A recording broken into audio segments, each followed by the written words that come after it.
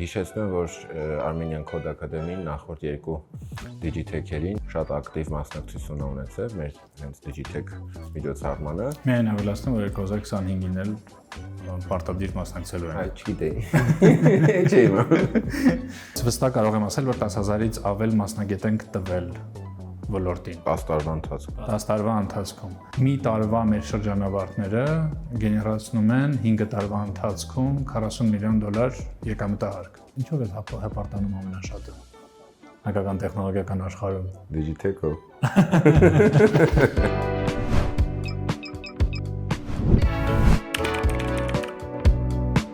Ողջույն բոլորին, վերսկսում ենք Թեքնստենք շիտակ խոսենք անկեղծ զրույցների շարքը եւ այսօր մեր հյուրն է Armenian Code Academy հիմնադիր տնօրեն, առաջատար տեխնոլոգիաների ձեռնարկությունների միության բորդի անդամ Նարեկ Ասլիկյանը։ Նարեկ, ողջույն։ Ողջույն, Խաչատրյան։ Ես լսել եմ, որ դու չեմպիոն ես։ Կպատմես այդ ոնց է ստացվել։ Հետաքրքիր ձևակերպում է։ Եթե չեմպիոն եմ, կարծում եմ կրթության մեջ եմ չեմպիոն, որպես ACA, բայց եթե չեմպիոն անվանենք, ինձ թվում է մի քանի ուղղություններում, մի ուղղություն դժվար է առանձնացնել։ Մենք միշտ չեմպիոն ենք եղել մեքենայական ուսուցման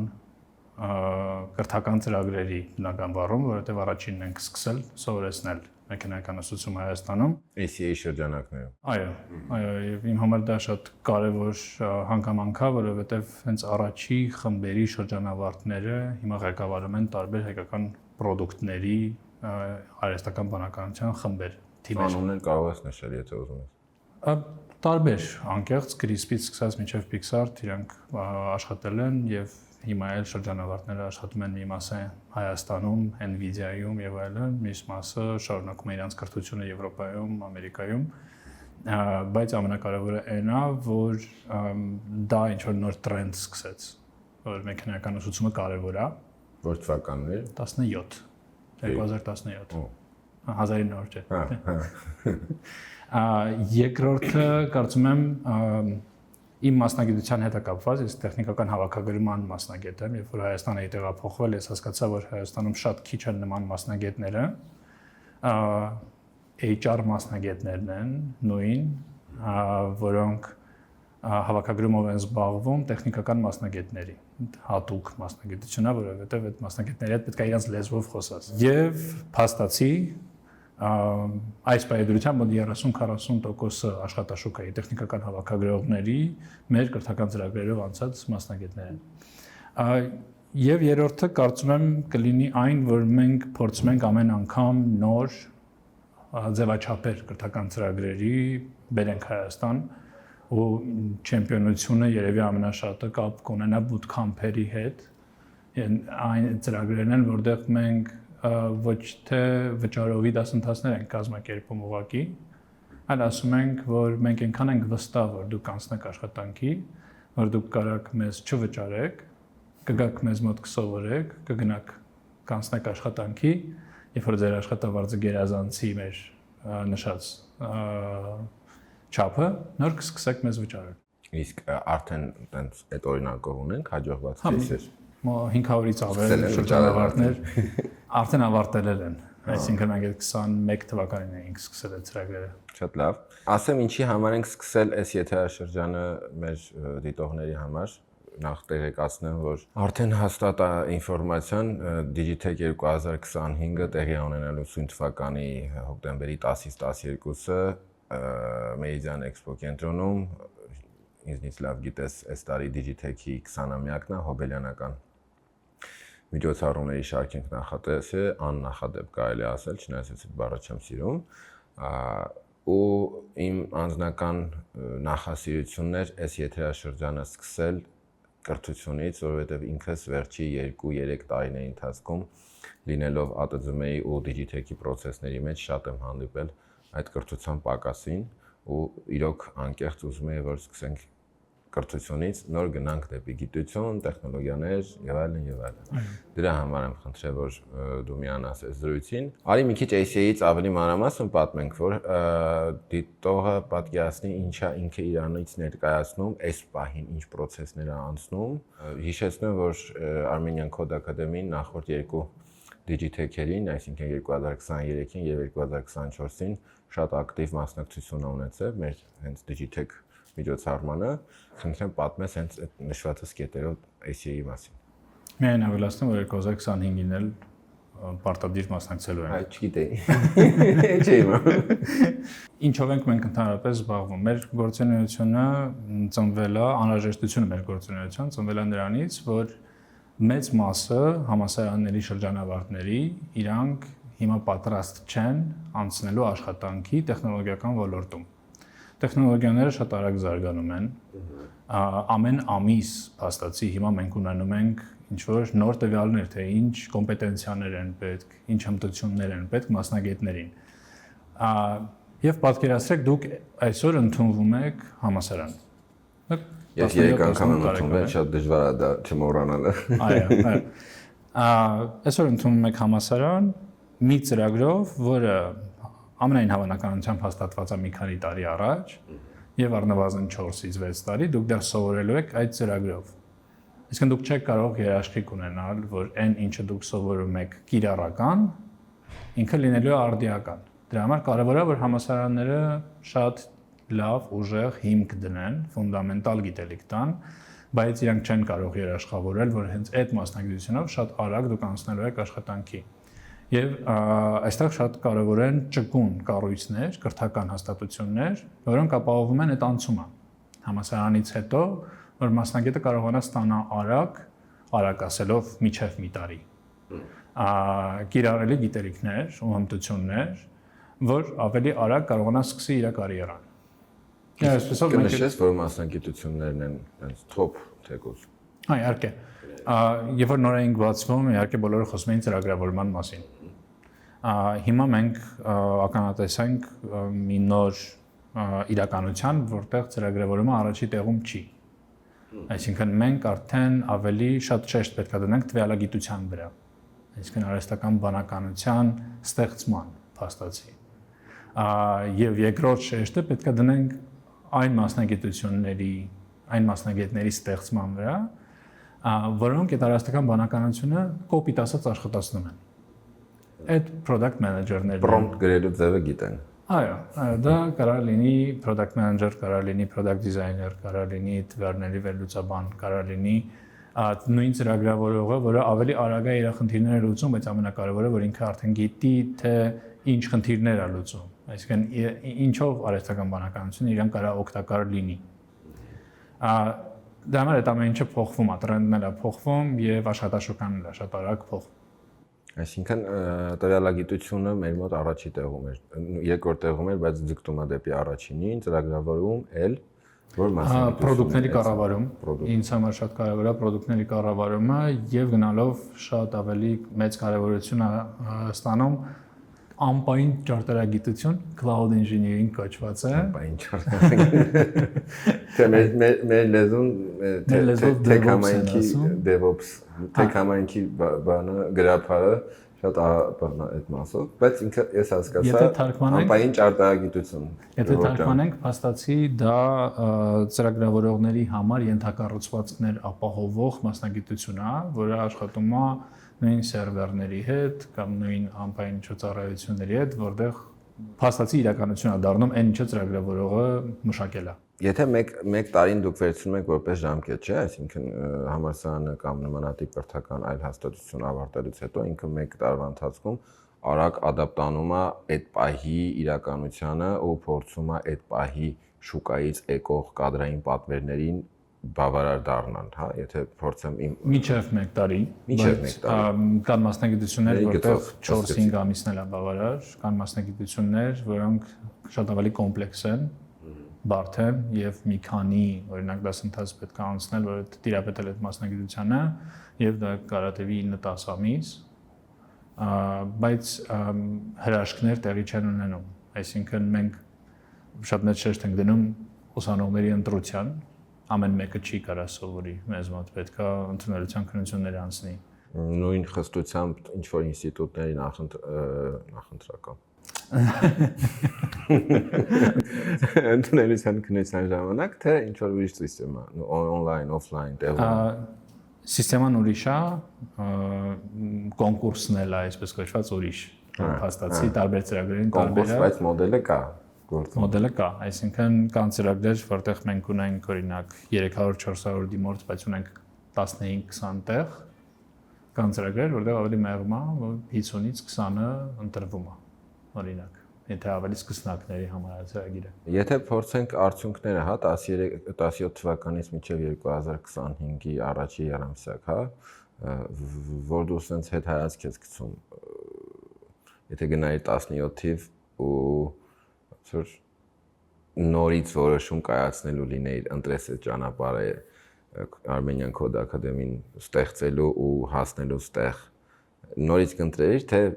ուրիշ ինչ-որ բանով կզբաղվեի։ Իսկ 15-ին է ստեղծվել, նույնիսկ 10 տարին է մեր լրանում,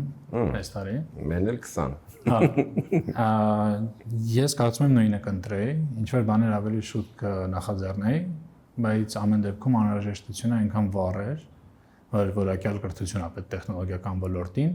որ մի հատ ուրիշ հարց է, որ ինձ վախեցնում է։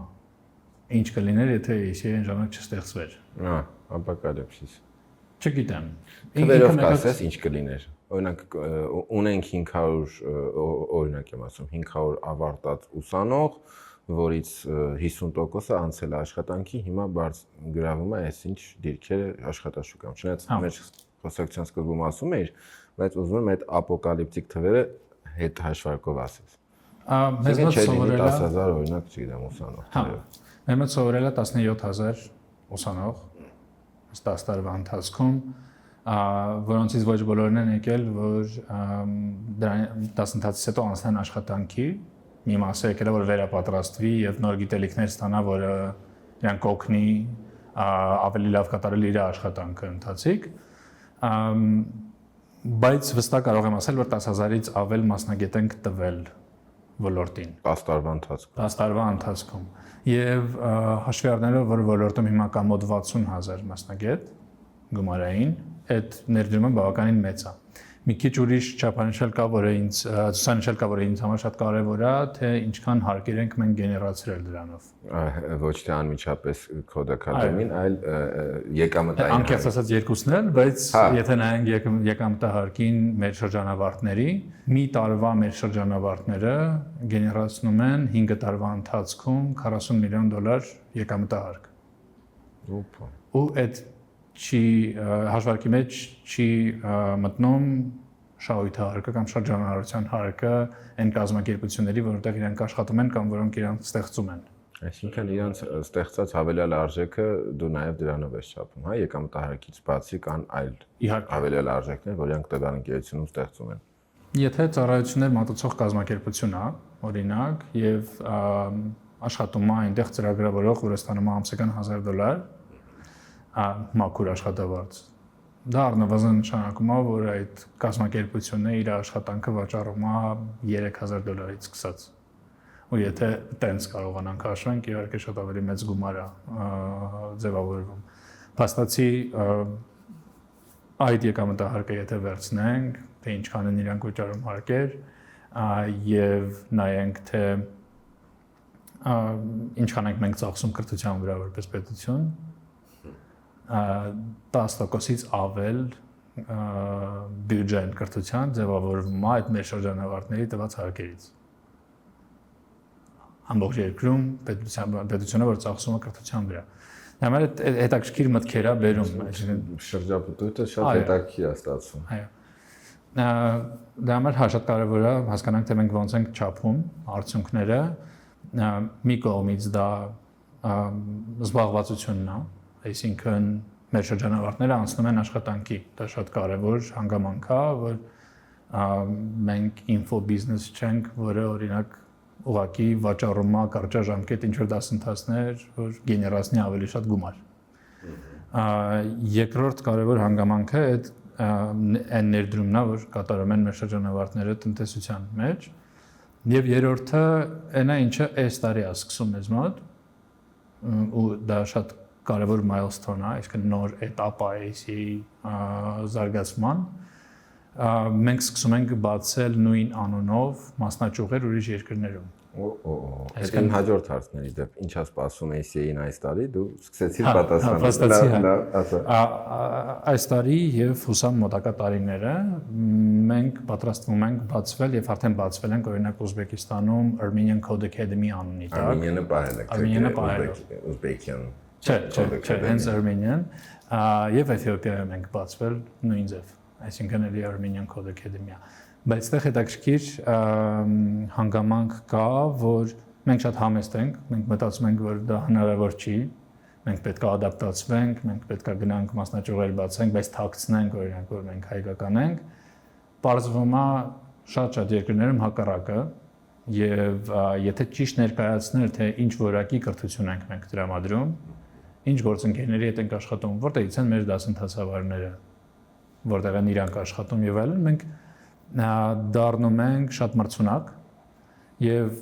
կամաց ACI նպատակը դառնում է այն, որ հայկական բառը դա լինի որակի ցուցանիշ կրթության ոլորտում եւս տեխնոլոգիական կրթության, բայց հա, կրթության ոլորտում էլ եթե լինի օրինակ ես գնում եմ հայկական դպրոց, սովորում եմ ծրագրավորում կամ սովորում եմ արհեստական բանականություն, դա լինի ցուցանիշ, որ հա, ուրեմն դու լավ տեղ ես գնում, որակյալ կրթություն ես ստանալու։ Ոնց ենք մենք Հայաստանում ընդունված է, չէ, ընդունվել եմ ամերիկյան համալսարան, ամերիկյան միանգամից ասոցիացիաներ է գալիս, Միացյալ Նահանգների հետ կապված, իրենց տնտեսության, պրոգրեսի եւ այլն։ Նույն ձև, օրինակ Միջին Ասիայում, Աֆրիկայում սկսած մինչև Արևելյան Եվրոպա ապագայում ընդունվի հայկական կրթությունը, որպես որակյալ կրթություն, որտեղ Հայաստանում թեքը զարգացած է։ Թեք ասեցի, հիշեցի։ Digitech-ից, հա, որ թեք ենք նստած, ու խոսենք Digitech-ից, ոնց արդեն ասեցի, այս տարվա Digitech-ը որոշել ենք երկու անգամ մեծանենք։ Ուզում եմ պատմես նախորդ երկու Digitech-երի, վստահ եմ էլի եք մասնակցել ACI-ով, բայց կոնկրետ ինձ հետաքրքիր է նախորդ երկուսը 23 եւ 24 թվականների, ոնց որ փորձով կիսվեց, ինչ տվեց Digitech-ը հենց Armenian Code Academy-ին 23 թվականին, ու կարող ենք 23-ը տենց փորձենք 24-ի վրա կենտրոնանալ, որտեղ 24-ն էլ բավական լայնամասշտաբ էր։ Կոնկրետ Armenian Code Academy-ի համար ինչ նպատակներ էր հետապնդվում, ձեր մասնակցությունը ինչով էր պայմանավորված, ինչ նպատակներ եք հետապնդում ու հասակ արդյոք թե ոչ։ Երկու հիմնական նպատակ կար, որոնք արդարացան։ Մեկը դա տեսանելիությունն է, այսինքն հնարավորինս շատ մարդ իմանա, որ Armenian Code Academy-ն ակտիվ է, գործում է ու ինչով է զբաղվում։ Երկրորդ նպատակը դա հետազոտությունն էր։ Փաստացի, որ մենք հնարավորինս շատ զրուցենք տարբեր մարդկանց հետ ու հասկանանք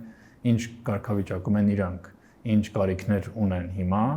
ինչ են ուզում սովորեն, ինչ են ուզում դառնալ, ինչ խնդիրներ իրանք ունեն կրթության իրենց հարցերի հետ կապված։ Եվ երրորդ նպատակը, որը մենք չունեինք, բայց փաստացի որպես sense benefit ստացանք, դա խաոտիկ կապերն էին։ Որովհետև համ տաղավար էին մոտենում, համ էլ մենք էինք իհարկե զբոսնում Digitech-ի տարածքով, որ հասկանանք ինչա կատարվում ընդհանրապես ոլորտում եւ շատ տարբեր մարդկանց հետ էինք ծանոթանում, տարբեր ոլորտներից, տարբեր երկրներից։ Այսինքն ինչ որ միտեղ մենք դելեգացիայի հանդիպեցինք, որը եկել է, եթե չեմ սխալվում, Չինաստանից։ Հետո ինչ որ կապեր ստեղծվեցին մի ուրիշ դելեգացիայի հետ, որը եկել էր միջազգային հայտնի կազմակերպությունից եւ զբաղվում էր այդ թեքով, այսինքն մեր ուղղությունով, մենք չգիտեինք, որ այդ մարդիկ կան հիմա Հայաստանում օրինակ։ Դրա համար այդ հարցը միշտ չի որ ռացիոնալ լուծում ունի, այսինքն ես ունեմ XYZ նպատակները, ես գնում եմ այս միջոցառմանը, որ արդարանան այս նպատակներս։ Միշտ լինում, եթե դու ակտիվ ես, եթե դու բաց ես լինում նոր հնարավորությունների, նոր ծանոթությունների, նենց բաներ են տեղի ունենում, որ դու չէիր պլանավորում։ Իսկ 25-ի մասով ինչ կասես։ ինչ սպասումներ ունես 25-ից, ինչ խորհուրդ կտաս, այսինքն օրինակ այսի այսպես արեք, չգիտեմ, կրթական կտորի հետ կապված, իհարկե մենք այս տարի այդ կրթական կտորին շատ մեծ ուշադրություն ենք դարձնում ու դարձնելու, բայց կոնկրետ փորձենք որպես նախորդ երկուսի մասնակից ու այս երրորդի արդեն հաստատված մասնակից ինչ ուղով, օրինակ մենք պատկերացնում ենք, որ Digitech-ը պետք է դառնա տարածաշրջանի, փոքր ու մեծ տարածաշրջանի ամենամեծ տեխնոլոգիական միջոցառումը, մեծ իր բոլոր կոմպոնենտներով, հա։ Հայաստանում այդ խնդիրը ըստ էության լուծել ենք արդեն անցած տարի, Հայաստանի ամենամեծ տեխնոլոգիական միջոցառումն է իր բոլոր պարամետրերով։ Հիմա մեր գործը աշխարհի եւ տարածաշրջանի մակարդակով քայլեր անելն է, հա։ Ու այդ մասով հիմա ահռելի աշխատանք է իրականացում, թե միջազգային շատ հայտնի ու հետաքրքիր մարդկանց ներգրավելու, անուններ հիմա չեմ ասի, բայց այնց այնքան հայտնի են, որ ու թեմաներն են, հա, հետաքրքիր AI, growth hacking ու venture capital, այսինքն ստարտափների մասն է մեր ուշադրության կենտրոնում, AI-ը բնականաբար ու growth-ը։ Հիմա դու ինչ կավելացնես, նամանավանդ չնայած ասեցի, որ կրթական ուղղությունը մեր մոտ միշտ թե UAT մասով նույնպես, հա, Արմաթի, Ինոիդիովանի եւ իրական դպրոցների մասով կա, բայց դու ինչ կավելացնես կրթական ինչ կոմպոնենտալ process-ներ, փոփոխություններ, բարելավումներ կարելի անել, որ ինքը ավելի ու նաև միջազգային մեր այցելուների համար հասկանալի ու հասանելի լինի, որտեղ այս տարի շատ միջազգային թե էլի քո ասած դելեգացիաներից է լինելու, թե միջազգային մեդիա, թե նաև տարբեր միջոցառումների, ենթամիջոցառումների խոսնակներ եւ այլն։ Ոնց դիրքավորենք հայկական կրթությունը ձեր եւ այլ կառույցների միջոցով, որ ավելի տեսանելի ու ավելի հասկանալի լինենք աշխարհին։ Digitech-ի շրջանակներում, այն որ Ուզբեկիստանում Armenian Code Academy կա, այդ թույն է, բայց այս հարցը Digitech-ի շրջանակներում ինձ թվում է կարևոր է, որ մենք ունենանք կրթության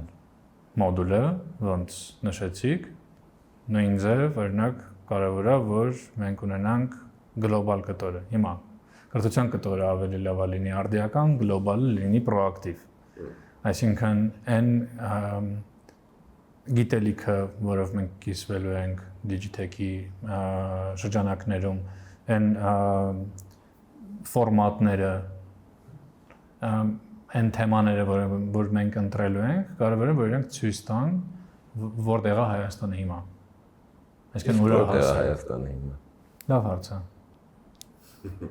Հայաստանը տարածաշրջանում առաջատարն է, բայց շատ քիչ է։ Այսինքն տարածաշրջան ասելով մենք նկատի ունենք այտենց շատ մոտիկ հարևանների, հարևանները մեկ-մեկ ճակերտավոր։ Այո, ու մենք դեռ չենք կարող ասել, որ մենք առաջատարն ենք ավելի լայն ինչ-որ տարածքում։ Բայց կարևոր է, որ մենք ցույց տանք, որ ենք շարժվում։ Այսինքն արևելքի Պարսից ծոցի երկրների շրջանում, միջին արևելքի ու Պարսից ծոցի երկրների հետ համեմատելուց մենք առաջատարը կարող ենք դիտարկվել, թե ոչ։ Եթե մենք համեմատվում ենք էմիրությունների հետ, օրինակ, մենք չենք կարող ասել, որ մենք էմիրություններից առաջ ենք տեխնոլոգիական կոմպոնենտով։ Տեխնոլոգիական կոմպոնենտով, որովհետև տեխնոլոգիական կոմպոնենտը ինչ է նշանակում, թե ինչ մտավոր ռեսուրսի հասանելիություն դու այս բանին ունես։ Կարևոր չի թե սովետի ժամանակ դու ինչ աստոցաշինական ռեսուրսներ ունեիր, այո։ Կարևոր է թե հիմա ինչ հասանելիություն ունես։ Եթե դու կարողացել ես այնպես կազմակերպես, որ ամենահետաքրքիր նոր հետազոտությունները կամ աշխատանքները կատարվում են քո երկրում եւ մտավոր սեփականությունը մնում է քո երկրում, կամ մասնաճյուղեր են բացում գլոբալ լավագույն կազմակերպությունները քո երկրում, ինչը որ կարողացել են անել օրինակ Իսրայելում եւ Էմիրություններում։ Դա քեզ տալիս է առաջատար լինելու ինչ որ կոչվելու հնարավորություն։ Եթե այդ ամեն ինչ ինչ որ պատմական բաների վրա է մենակ հիմնված, եւ մենք պատմականորեն ունենք շատ մեծ գլոբալ կազմակերպությունների մասնաճյուղեր, Միանակ եթե դրա վրա է հիմնվելու, դա այդքան ինձ թվում է չի երաշխավորում, որ այդպես է շարունակվելու է։ Այսինքն պետք է պրոակտիվ աշխատանք վարվի, որ մենք շարունակենք ներգրավել նոր մասնաճյուղեր գլոբալ կազմակերպությունների, մենք բացենք, ստեղծենք նոր մասնագետներ ներսում, որոնք կմնան Հայաստանում եւ կստեղծեն նոր գիտելիք Հայաստանում, եւ կստեղծեն նոր ապրանքներ Հայաստանում։ Այդ ամեն ինչով ես չեմ կարող ասեմ, որ մենք Իսրայելից կամ Էմիրություններից ավելի առաջ ենք։ Բայց եթե գլոբալ հարցում լինենք ավելի պրոակտիվ, ինչ որ դիջիտեքը օրինակ անում է։ Այսինքն նպատակադրում, թե ինչ փորձագետների պետքա դրսից բերի, լավագույն փորձագետների, որ իրանց ծանոթացնի Հայաստանի հետ։ Նաև բացի նրանից, որ իրանք գալու են խոսան, օրինակ, գալու են նաև տեսնեն։ Գալու են տեսնեն, թե ինչ ենք մենք իրանց ցույց տալու, դա արդեն կախված է նրանից, թե տաղավարները ոնց են կազմակերպված լինելու եւ ինչ կազմակերպություններ են ներկայացված լինելու։ Կրթական բլոկում մենք ոնց ենք ներկայացնելու, մենք խոսալու ենք նոր ինչ որ մարտահրավերներից, որոնց համար մենք լուծումներ ենք գտնում Հայաստանում, թե մենք խոսելու ենք ինչ որ հին խնդիրներից, որոնց մասին արդեն աշխարհում չեն խոսում։ Ու ակտուալ չեն երևի թե։ Շատ լավ։ Ինձ թվում է մենք մոտ երկրորդ էպիզոդին կնկարենք իրար հետ։ Բայց ոչ հիմա, որովհետև քո հետ խոսելը ֆանտաստիկ հետաքրքիր է։ Կարելի է անվերջ խոսել։ Կրթությունը իրոք շատ կարևոր ուղղություն ու թեմա է անձնապես իմ համար ու ենթադրում եմ շատ շատերի, ովքեր մեզ դիտում են։ Արի այսպես անենք, մի հատ էլ էպիզոդ կունենանք, այդ մասով արդեն ավելի կխորանանք ըստ ուղղությունների։ Հիմա ինձ հետաքրքիր է այս պահին ինչ է կատարվում Armenian Code Academy-ում, մինչև Digitech շրջանում, ինչ նոր ակտիվիտիներ ունեք, բացի Ուզբեկիստանի կտորը, Հայաստանում ինչ process-ներ կա, ինչ նոր դասընթացներ, գուցե ուղղություններ, process-ներ, ինչ ունեք, մի հատ այդ մասով է։ Մենք փորձում ենք ադապտացնենք մեր ծրագրերը շուկայի կարիքներին։ Օրինակ, եթե մենք այսպես ասած արտադրում էինք տարեկան, հիմա հստակ չեմ կարող ասեմ, բայց միգուցե 500 front-end ծրագրավորող 4 տարի առաջ, կամ 3 տարի առաջ, այս տարի միգուցե մենք ունենանք շրջանավարտներ 100-ից ոչ ավել, միգուցե 60-70։ Ինչու՞։ Որովհետև այդ կարիքը չկա այդքան շուկայում, բայց օրինակ տվյալագետների քանակը կամ պրոդուկտների արտահոսք կա։ Այո, բայց մի հատ էլ ուրիշ բան է փոխվում։ Եթե մենք ունեինք 4000 շրջանավարտ 3 տարի առաջ եւ իրանցից 3500-ը նոր մասնագետներ էին, 500-ը վերապատրաստվում էին, հիմա մենք ունենք մոտավորապես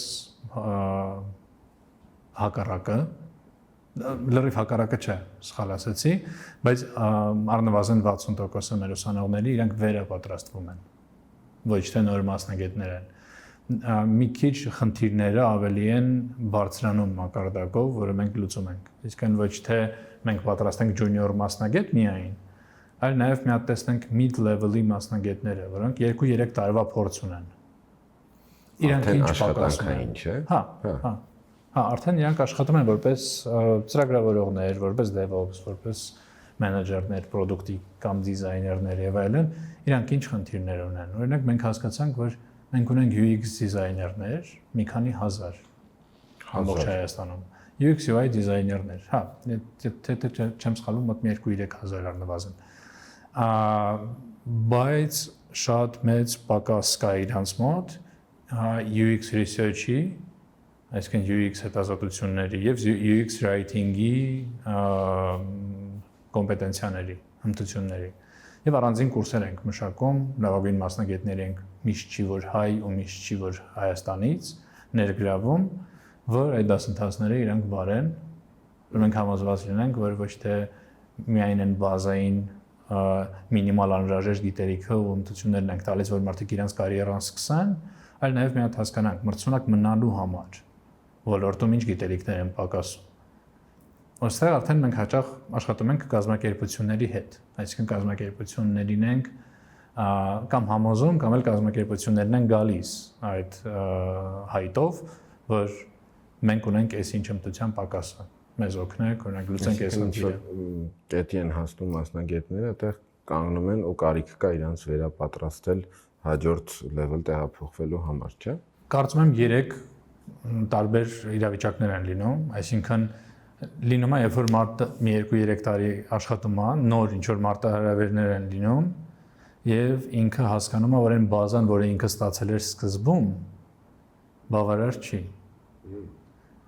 Ու այդ ֆունդամենտալ իր գիտելիքները, օրինակ Yandex կազմակերպության հետ մենք ինժեներինգ deep dive ծրագիրն ենք անում փորձառու ինժեներների համար, բայց փաստացի մենք իրենց սովորացնում ենք խորացված ֆունդամենտալ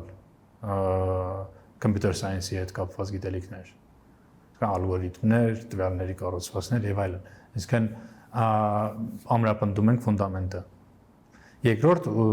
դեպքը, երբ որ նոր մարտահրավերներ, նոր տեխնոլոգիաներ, որոնց ծանոթ չեն մասնագետները եւ իրանք սովորում են նոր տեխնոլոգիաներ, որ կարողանան հիմիկվա մարտահրավերներին պատասխան տալ։ Եվ երրորդը կարծում եմ մի քիչ ուրիշ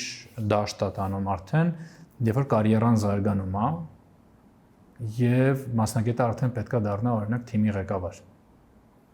Բայց ինքը ընդհանրապես ղեկավար լինելու համար չէր ծնվել։ Soft skill-երի մասին։ Այո։ Համ soft skill-երի ընդհանուր, համ էլ հենց կոնկրետ leadership-ի, people management-ի հմտությունների, որ մարդ կարողանա բացի լավ մասնագետից նաև լինի լավ ղեկավար, չքաղաքականացնել, բայց լրիվ այդ տարբեր բաներ են։ Այսինքն կարա լինի մարդ, որ օրինակ շատ մակերեսային գիտելիքներ ունի, պատկերացնում է խորքային խնդիրները, ինքը այդ գործի մասնագետը չի, բայց ինքը շատ լավ մարդկանց հենց ղեկավար է։ Մարդկանց ղեկավարը նշանակում է ինքը կարողանում է օգտագործի իրենց մաքսիմալ պոտենցիալը։ Իսկն ճիշտ մարդկանց ներգրավի առաջի քայլով։ Այո։ Ճիշտ նկարագրի խնդիրը, այդ խնդրի լուծման համար ճիշտ մարդկանց ներգրավի ու հետո համոզված լինի, որ ինքը ամեն ինչ անում է, որ մարդիկ ոչ միայն լուծեն խնդիրները, այլև զարգանան։ Իրանք էլ ճիշտ ուղղությամբ զարգանան։ Այդ էլ երրորդ հարցն է, որտեղ կազմակերպությունները գալիս են ու այդ խնդրով գալիս են, որ մենք կարողանանք իրենց օգնենք, այդտեղ մենք արդեն գրեթե չենք հիմնվում Հայաստանի փորձի վրա, որովհետև այդ կոմպետենցիան շատ թույլ է, ուտեղ մենք ներգրավել ենք 20-ից ավել փորձագետներ, բայց իրանք աշխատում են միջազգային կազմակերպություններում, մեծ մասը հայ է, բայց Միացյալ Նահանգներից կամ Եվրոպայից։ Երրորդ կետը ինձ շատ է դուր գալի, որովհետև այդ մասը կա ու մասնագետ եւ team lead expert եւ team lead տարբերությունը համենայն դեպս վերջերս շատ ակնհայտ է գոնե իմ համար, վերջի 2 տարին, 3 դու կարող ես շատ լավ մասնագետ ինչ-որ բանից, բայց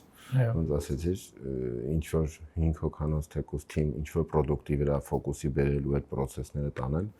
այդ ահռելի դժվար բան է, աշխատանք է։ Հերթային, կազմակերպչական լիքը վստահ եմ կարողանանք։ Բարի, դու ինչ հարցեր չունես։ Այս առաջի դեպքն է, որ ես հարցնում եմ, ինչ հարցեր ունի հյուրը թե չէ, բայց կարող ես տալ։ Ինձ թվում է մի հատ հարց ունեմ։ Երբ որ դու հարցրեցիր առաջատարն ենք մենք թե չէ, որպես ոլորտ։ Ինչներ քեզ օրինակ դրթում կարծել, որ Հայաստանը առաջատար, ինչով ես հպարտանում ամենաշատը հայկական տեխնոլոգիական աշխարհում։ Digitech-ով։ Digitech-ով եւ ATZM-ով։ Ինստինքտյան, այո, բայց գիտես, վերջերս ձեր հետազոտությունն էի կարդում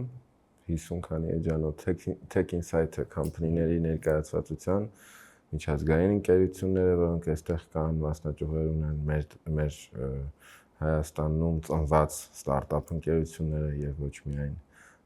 ու գիտես մի քիչ կարող է տենց շատ շիտակ հիմա ասեմ չեմ ուզում ալեգորիաներ անել այլ ուղղություններից հա չգիտեմ օրինակ մեզ 20-30 տարի ասում էին որ Հայաստանի բանակը ամենաուժեղն է տարածաշրջանում դու ինձ հիմա տենց անհարմարության մեջ դրեցիր բայց ես անկեղծ եմ շիտակ եմ ամենայն դեպս ու ես այդ ընթացքում այդ ինֆորմացիան չեմ ասում մի հատ այնց աչքերս փակ հավատացել եմ դու էլ ես այդ ռոպագանդայի մեջ եղել չեմ ասում կարող դա ռոպագանդա չէր կարող դա իրականություն էր ես չգիտեմ ամեն ինչի մասին գնահատում են արդյունքներով, չէ՞։ Մեր արդյունքները դրա մասին չեն, բայց խոսքս հիմա բանակին չեմ էլի, ով ուզում է մի քիչ ճիշտ հասկանաս ինչա միտքը։ Ու եթե տենց երկար տարիներ մեզ ասում է, որ տենց մենք տարածաշրջանի ամենաուժեղ բանակն ենք, այո, մենք տարածաշրջանի ուժեղ բանակն ենք։ Ես այդ մասով կասկած չունեմ։ Ոլորտային առումով մենք եւս սովորենք իրար տենց բան անել, չէ՞, տենց հայի մեջ կա, չէ՞, որ մենք ամենան ենք, մեզանից այն կողմ ոչ մեկ չկա, բայց տենց դրսում մի քիչ դժվար է, էլի, շատ դժվար է, օրինակ ես վերջերս Service Titan-ը որ IPO արեց, տենց իմացան այդ աշխարհում նույնպես, չնայած ես վստահ եմ, միջև Service Titan-ը այդ աշխարհում գիտեն high-tech ընկերությունների մասին, բայց տենց ինչ որ իմ մոտ բան է, դիլեմա է, արդյոք մենք ճիշտ ենք գնահատում մեր տեխնոլոգիական ուժերը մարդկային կապիտալի հիմքում, որտեղ փաստացի մենք մարդկային կապիտալով ենք, չէ՞։ Մենք տեխնոլոգիան ոնց ենք արտահանում, կաբելի հայերենը չգիտեմ ոնց է։ Մալուխով։ Այսինքն մենք ճանապարհների տես փակվածություն ունենք եւ այլն։ Միակ բանը մեր ինտելեկտուալ հնարավորությունների արտադրումն ու արտահանումն է։ Սկզբից կրթելը, հետո արտադրելը, հետո արտահանելը։ Ես տենց եմ պատկերացնում, կարող մի քիչ շատ ոչ տեխնոլոգիական է, բայց ես այդպես եմ պատկերացնում։ Հիմա արդյոք մենք օբյեկտիվ ենք գնահատում մեր ուժերը այդ նույն տարածաշրջանում, թեկուզ փոքր, այսինքն ամենամոտ հարևանների հետ, թե իրոք մենք շատ ուժեղ ենք ու հələ գնում ենք առաջ։ Այն որ Digitech-ի հետ նպատակին է հետևում, ես օրինակ նախորդ տարի Փարիզում էի, Vivatech միջոցառմանն էի գնացել, հատուկ հետազոտելու արդյոք մենք այն ամեն ինչը ինչ որ պետք է անենք միջազգային մակարդակի միջոցառում ունենալու համար անում ենք թե ոչ։ Այդ մասով ինքը շատ տենց բան չի, հա, տենց հիմքային, խորքային չի տեխնոլոգիական ընկերությունների հետազոտությունների մասով։ Ու հասկացա, որ մի 70-80%-ով մոտ ենք։ Նախորդ տարի մի քիչ էլ մոտեցանք։ Կազմակերպչական, օպերացիոն, տեխնոլոգիական, լոգիստիկ, բոլոր հարցերով ինչքանով որ կարողացանք, բայց դեռ ունենք, բնականաբար ունենք։